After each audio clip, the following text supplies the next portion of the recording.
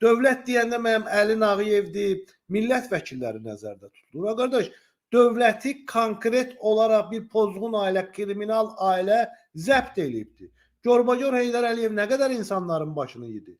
Amma onları məhv elədi, türmələrə dolduranı doldurdu. Vertolyot haqqı hesabında Azərbaycanın düşünən beyinlərini partlatdı, bir dənə vertolyot haqqı hesabında getdi. Bu yandan İlham Əliyev gəldi, Tərtər hadisələri, bu yandan getdi Gəncə hadisələri, Nərdaran hadisələri, bəs deyil. Can blogerlərin dalıyca deməli killerlər gəlir. Çıxır biri deyir ki, mən vurmuşam, əcəb eləmişəm.